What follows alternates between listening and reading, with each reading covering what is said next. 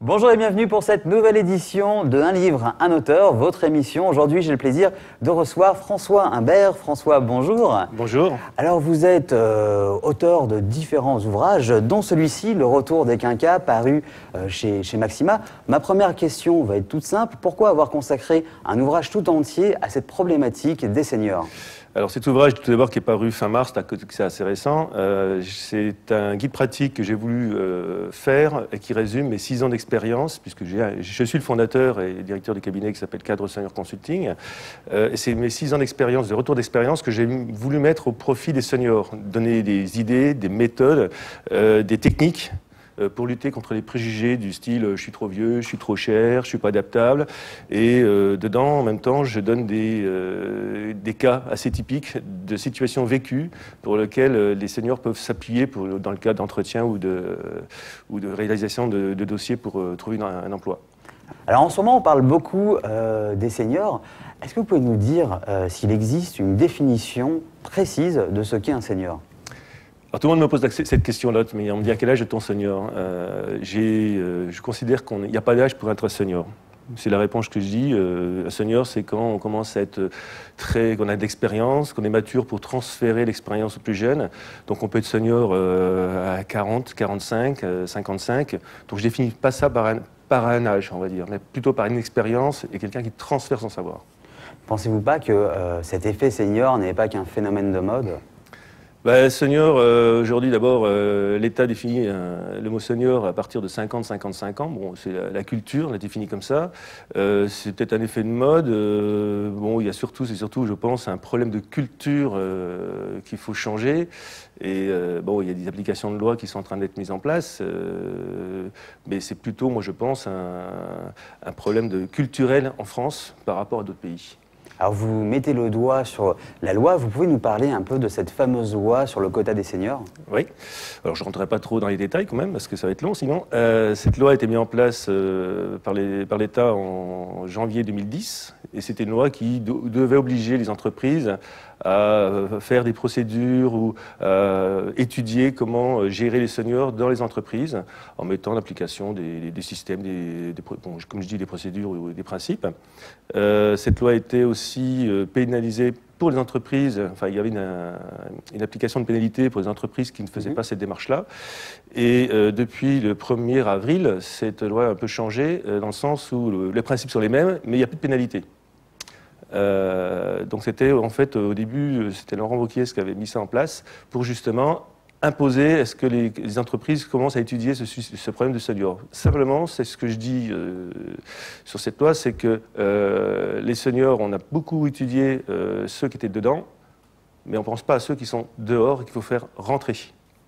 Donc il manque tout un maillon de la chaîne.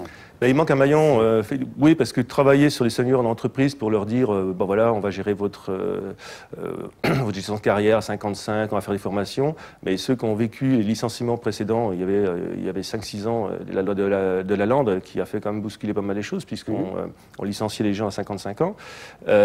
Cette loi-là, elle a commis pas mal de seniors dehors qui maintenant ne retrouvent pas de travail. Donc moi, je m'occupe en tant que cabinet de recrutement, je m'occupe en fait plutôt des gens qui sont sortis pour les réintégrer.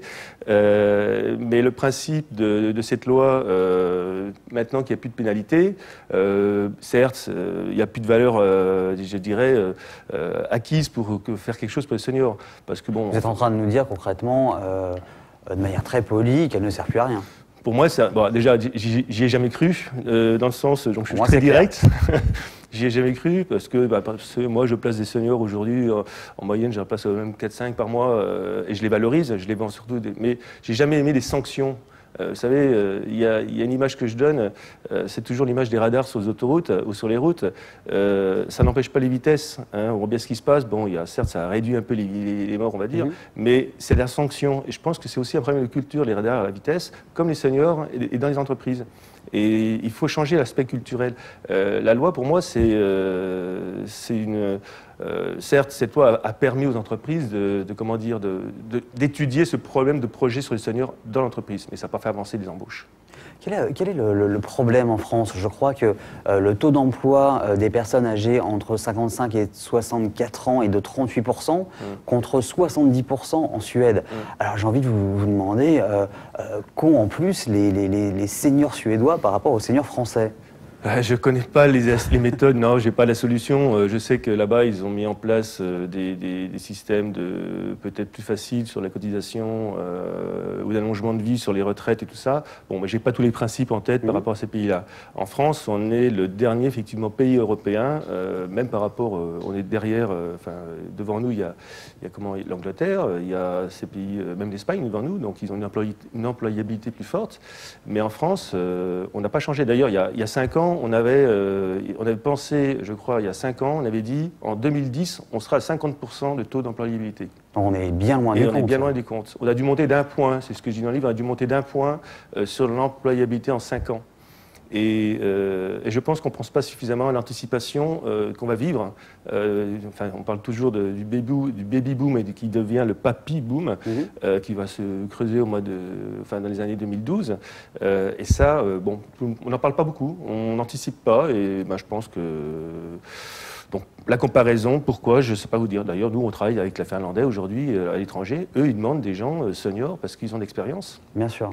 Ce qui paraît logique. Ce qui paraît évident. On travaille à l'international avec l'Asie aussi, qui cherche les sciences infuses, des seniors. Mais en France, on ne cherche pas les seniors. Je sais pas. Alors, concrètement, pourquoi les entreprises françaises ont du mal à travailler avec des seniors? Qu'est-ce qu'on leur reproche? Alors, je dirais là-dessus, moi, je peux trop vieux, pas réactif. Bon, il y a toujours des thèmes qu'on sort sur les trop vieux, trop chers, pas réactifs, pas mobiles ou pas adaptables. Moi, ce que j'ai vécu depuis la création de mon cabinet, c'est qu'il y a deux mondes. Il y a les grandes entreprises et vous avez les PME-PMI. Les PME-PMI, moi je travaille essentiellement avec ces entreprises-là, parce que j'ai en face de moi des dirigeants qui, eux, ont besoin de seniors, parce que c'est des compétences, ils possèdent des compétences et des savoir-faire immédiats. D'accord.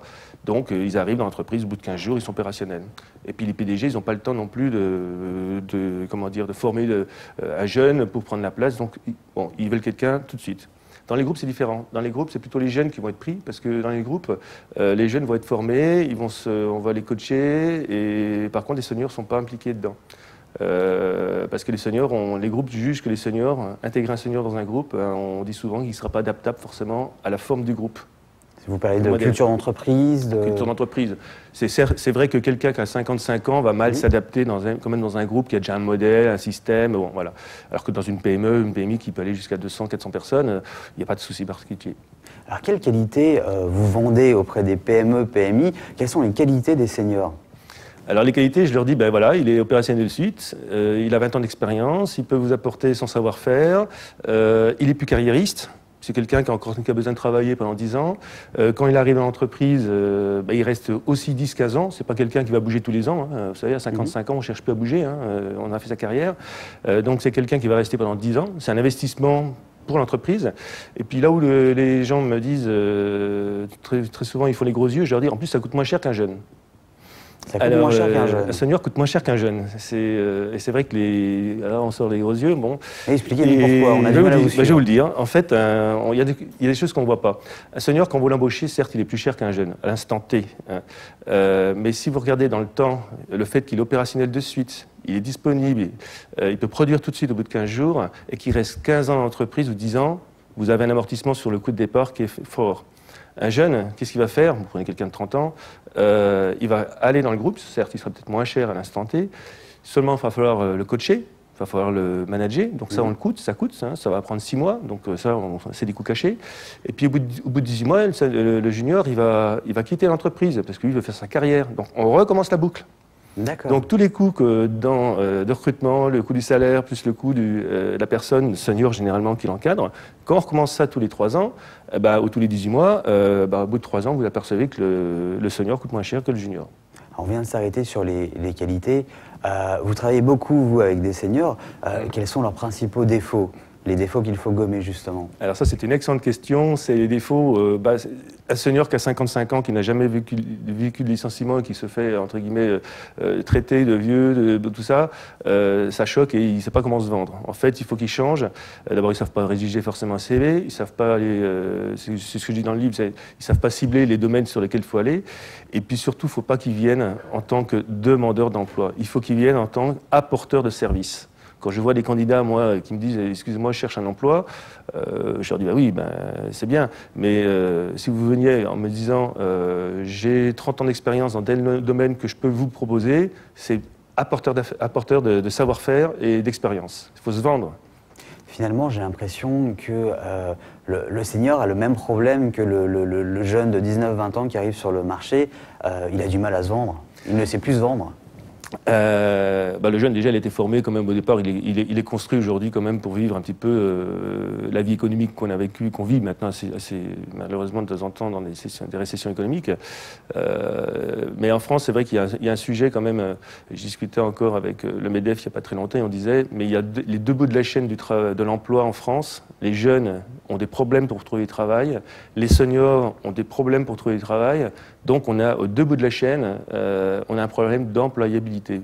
Pourtant, on licencie quand même, ou des gens sortent, mais on ne rembauche pas. Donc, on ne sait pas pourquoi, hein, l'analyse, parce que même si demain on disait, le paradoxe c'est que si demain on nous dit les seniors sortent, on devrait les remplacer par des jeunes à la limite, ou par un senior. Or, le phénomène ne se fait pas comme ça, il n'y a pas de vase communicant. Il y a un problème il faudrait mettre de l'huile dans les rouages, comme on dit. Alors, il faudrait peut-être dynamiser. Il y a eu comme pas mal des phénomènes économiques qui ont fait peur. Les embauches se sont ralenties. Donc tout le monde a pris un petit peu, essaye de voir un peu son avenir en tendant en vissant un peu partout pour tenir le coup.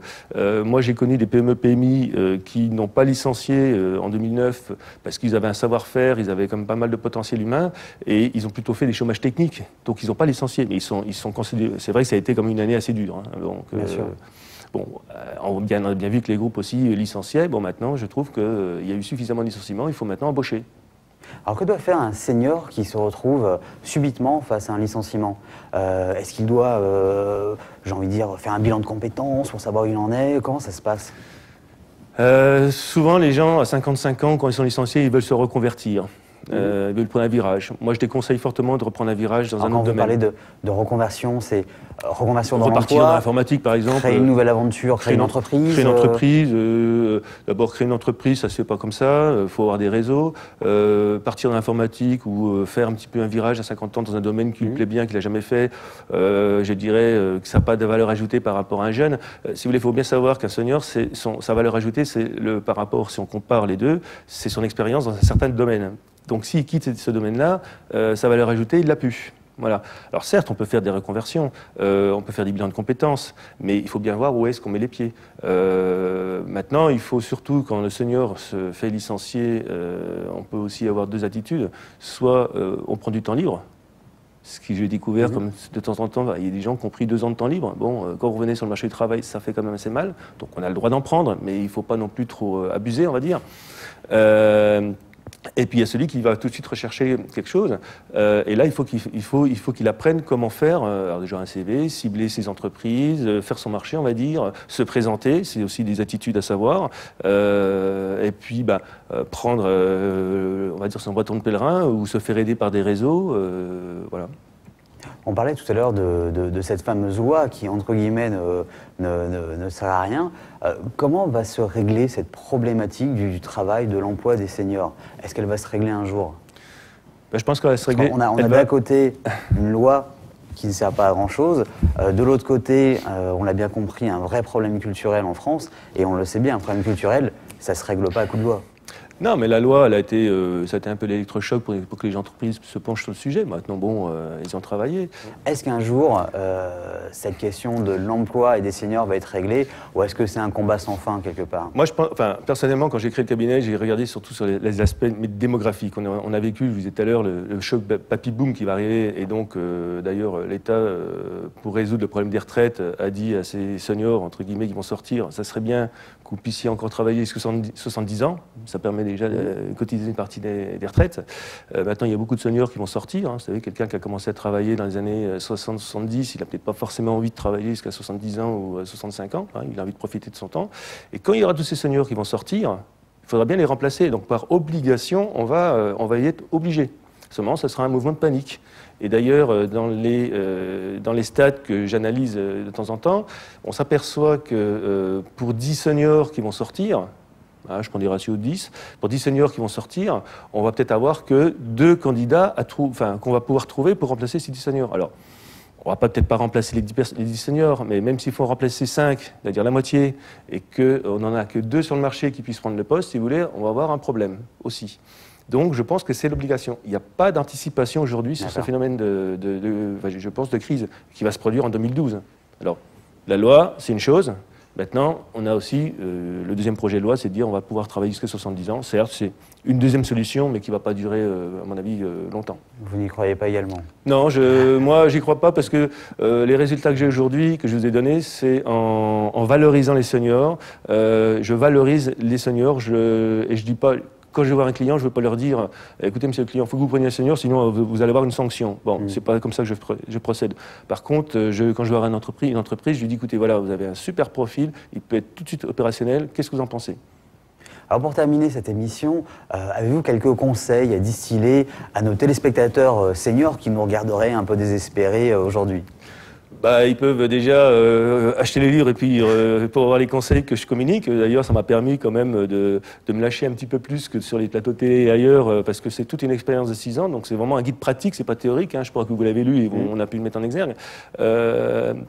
Et puis surtout, c'est ne pas désespérer non plus dans certains cas, parce que c'est vrai que vivre le chômage, moi je l'ai vécu avant de créer mon cabinet, c'est des situations très difficiles, hein, même personnelles, familiales. Et puis il faut se redynamiser, il faut faire comme si on cherche. Vous savez, souvent je disais, quand on cherche du travail, il faut tous les jours s'habiller, se faire beau, tout ça, pour vous dire on cherche. Et je crois que de temps en temps, quand on est découragé, on ne fait plus ça. Mais il faut s'obliger à prendre une attitude positive. Et puis maintenant, ils peuvent aussi, on va dire, s'inscrire. Moi, je peux peut-être les aider, je ne peux pas faire tout pour les seniors. Mais bon, voilà les conseils que je donne. Puis se vendre en tant qu'apporteur de savoir-faire, d'expérience vraiment positive. François Imbert, merci beaucoup d'avoir répondu à toutes ces questions. Merci. Je rappelle que votre livre, Le Retour des Quinquas, est paru donc au mois de mars chez Maxima. J'espère que vous reviendrez nous voir tout simplement pour continuer ce débat sur cette problématique. Merci. Nous, on se retrouve très bientôt pour une nouvelle émission avec un nouveau livre, un nouvel auteur bien sûr. À très bientôt.